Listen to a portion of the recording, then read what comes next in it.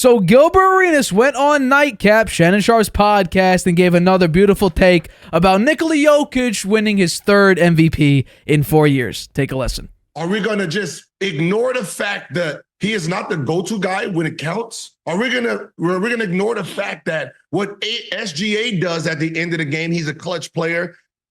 That ball goes to Murray at the game. He is the guy who Jokic relies on to hit those buckets. He becomes the number one option when the game is on the line.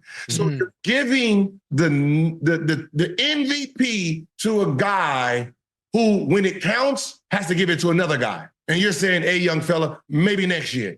It kind of just takes away from, what are we all doing this for? What is the point of being number one? Jason Tatum, what is the point of me being number one? What is the point of us doing any of this if you're not rewarding anything?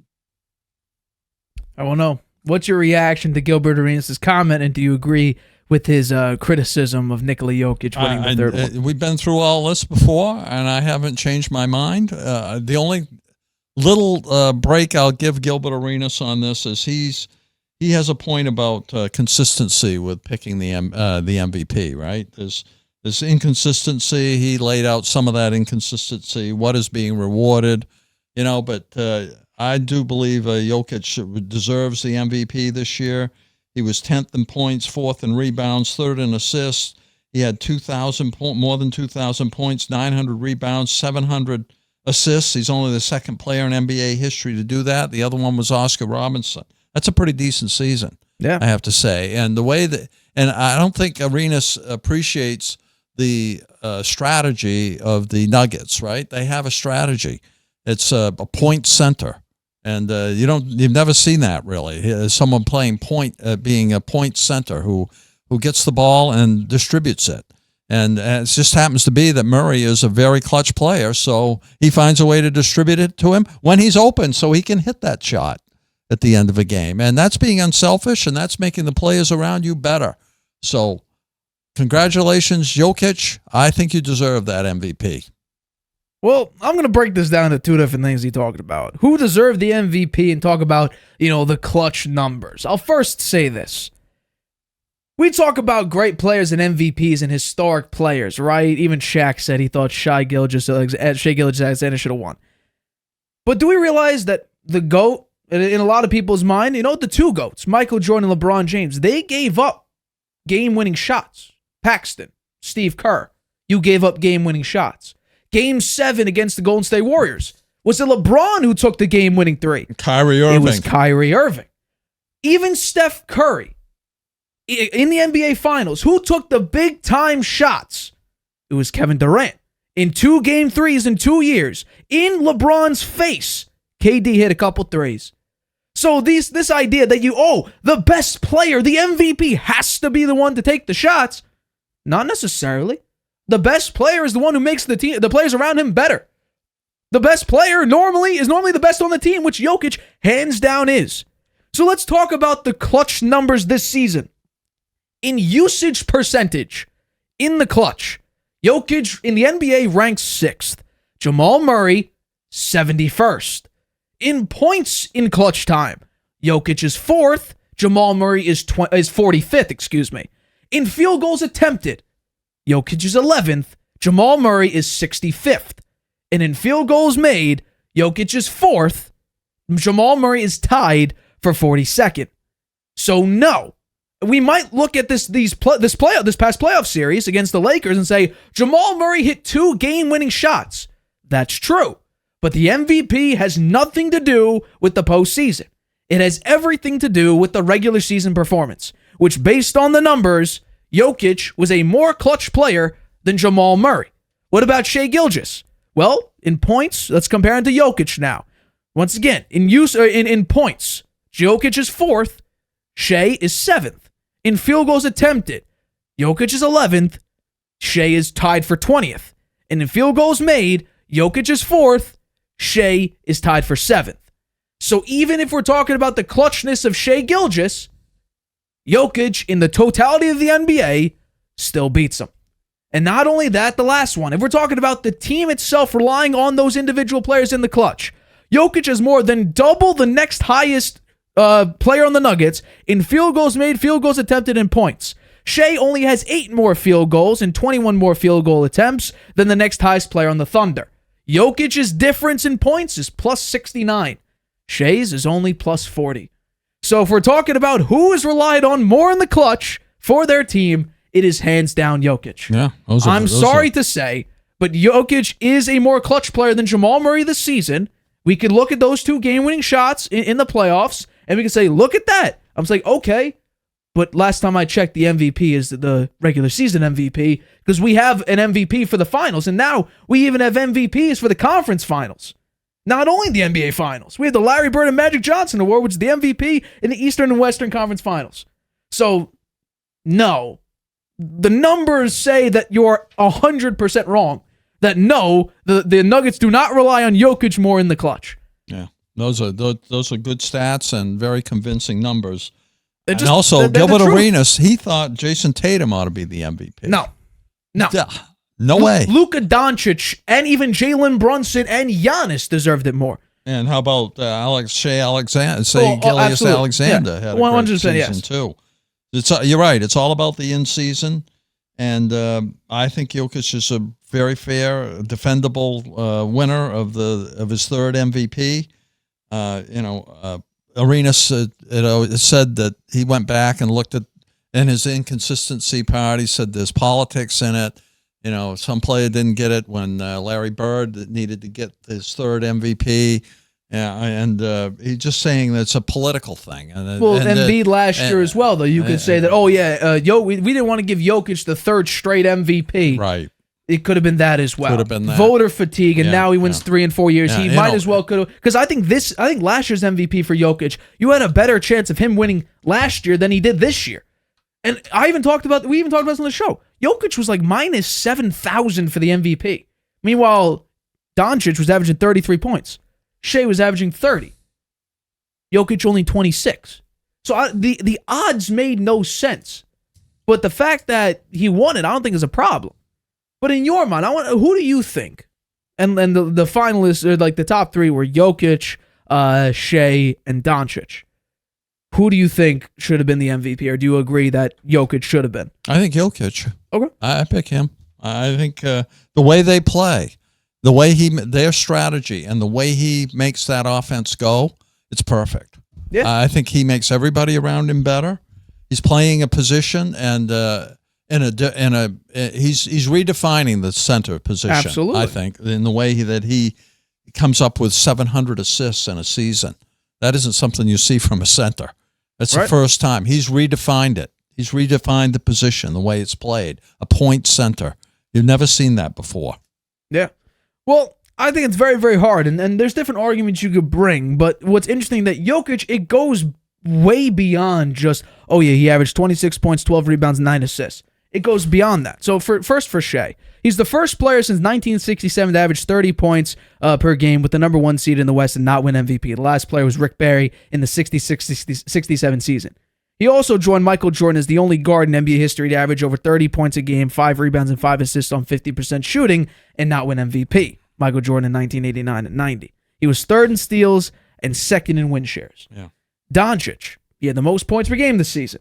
He had the most rebounds for guards. He was tied for 3rd in assists. He had the most double-doubles and most triple-doubles for guards. He was 2nd in value over replacement for the entirety of the NBA. He's the first player in NBA history to end the season on a 33 points, 33, 9, and 9 stat line. First in NBA history. So the numbers are there. The numbers-wise, Doncic is above all these guys. Jokic goes a little bit different. Because it goes into the deeper stats, the nerdier stats. Because Jokic is 1st in win shares, in offensive win shares. He's 2nd in defensive win shares. He's 1st in box plus minus, 1st in value over replacement, 1st in player efficiency rating, and 1st in on and off plus minus as well. And what's crazy about this, he's doing all of this, having all of that impact in the entirety of the NBA, not only with just the Nuggets, but in the NBA, and he's only 20th in usage rating. These other 2 guys, they're getting used 35% of the time for their team. So their usage rating is very, very high. Jokic is only 20th in the league. These guys are top 10, top 5 in the league. So he's doing it at a much more efficient level, and that's why he's first in player Those efficiency are all really rate. good stats, yeah. Honestly, if we're talking just stats, Doncic should have been the winner. 33 points, 9.2 assists, 9.2 rebounds, 9.8 assists, 48% shooting, and 48% from the floor, and 38% from three. The only part he really loses on is rebounds and field goal percentage. He's better in three-point percentage, better in assists, and way better, at least in the comparison to Jokic, in points per game. He plays a different position. Right. Yeah. But if we're talking about just the numbers, well, I would give the Doncic. To me, the MVP is not just about the numbers. Right. It's about how you fit into your team's strategy and it's the chemistry of the players and how you make the people around you better. It's just as important to me as the stats. And to me, Jokic is hands down the best. And that's why I'm not going to disagree with you when it comes to that. My only problem is not that Jokic won it. Is that the race seemed like it was a runaway. Meanwhile, I don't think it should have been. Like I said, the odds last time I looked at the numbers were minus 7,000 Jokic and plus 2,000 Shea. Why? Yeah. This should have been a much closer race than it had to be. Yeah. Because the numbers were like, okay, the numbers-wise, we're talking Shea or Luka. But if we're talking about actual, if we actually list out the words MVP, most valuable player, it should be Jokic. Yeah. Well, do you think the last year's playoff run by the Nuggets influenced and carried over? It carried over, right? Absolutely, because the last set of knowledge we have for a player is where they ended in the postseason. It's not the last time we saw them in the regular season unless they don't make the playoffs. Mm-hmm. And in that case, we're probably not expecting them to be top 5 in MVP odds. Mm-hmm. But when last time we saw the Nuggets, what happened? They were raising a trophy. They won the NBA Finals. They're not doing so hot now. I agree with that. They've lost 2 games to the Timberwolves. And they look completely outmatched by the Timberwolves as well. Yeah. They also played tonight. Let me ask you this. Sure. Do you think the players should pick the MVP? They used to like a long time players. ago. Like the players that are playing. What's funny about that is the players even voted Jokic the MVP. Okay, there you go. So no, but do you think they should? I mean, maybe they together with the writers. I mean, that gives the writers something to have for their right. That's important. But the writers. How about the players? Don't the players? I mean, in the NFL, the top 100 football players are picked by the players. Right. But the MVP is picked by writers and stuff like that as well. Right, yeah. The MLB, isn't the Hall of Fame also done by writers and such? Oh, yeah. They don't have a Hall of Fame Why not committee. let the players? The players used to do it way back there. And in one season, this is really interesting, Wilt Chamberlain had 44 points. He averaged 44 points a game and 27 rebounds. He was 8th in the MVP voting. Who won it that year? I don't know. I'm not sure who won it. But he was 8th in the MVP voting with 44 points a game and 27 rebounds. Just shows you the players may look at it a little bit differently. Right. And that could be really interesting. I think that I'd like to see that. Have both. Have the writers do it and have the players do it and see who whether it comes out the same or different. Yeah, this is actually crazy. Take a wild guess who won the MVP that year. Bill Russell. He did. But his numbers were nowhere near Wilt Chamberlain. That's because the players know it's all about how you make the players around you play. The 76ers never won much of anything with Wilt, even though he had stats that were off the charts. Well, that year, right? Because there was nobody around him, and he couldn't make those players around him better. Bill Russell did that every year. Well, that year was on the Warriors at that time, but we're talking about numbers of 16.8 points and 23 rebounds. Compared to 44.8 points and 24 rebounds a game. The Celtics won the championship. On 2 more games as well, though. Wilt Chamberlain did play 2 more games, but obviously that's not going to make up like a 30-point differential per game unless Bill Russell's out there scoring 200 points. But, yeah, and by the way, Wilt Chamberlain, and here's what's funny, didn't get a single first-place vote that year for the MVP. Not a single first-place one. Well, for the MVPs, and historically, Kareem still leads with 6. Yeah. Jordan and Russell have 5. Wilt and LeBron have 4. And then there's a bunch with 3, including Bird and Magic Johnson. And now Jokic. And Moses Malone. Moses Malone, I think, is an underrated player. He played in a small market team. Yeah. Houston. Yeah. Still, though, and when they're talking about impact, Moses Malone, 3-time MVP. Oh, yeah. I think just because when you talk about the all-time greats, you talk about the guys who had a very, very specific facet of their game. Mr. Fundamental, Tim Duncan, Steph Curry. Malone, he played also for the 76ers for a while. Yeah. I'll look it up if you really want the. I think I'm right on that. It's a while ago. Houston, Philly, Bullets, Atlanta. Okay, so at the end of his career, Milwaukee, he was all over the place. Spurs. Yeah. Played for everybody. He played for a lot of teams. He also played for the Spirits of St. Louis back in 1975. Wow. And also the Utah Stars. He played for a lot of teams. Yeah.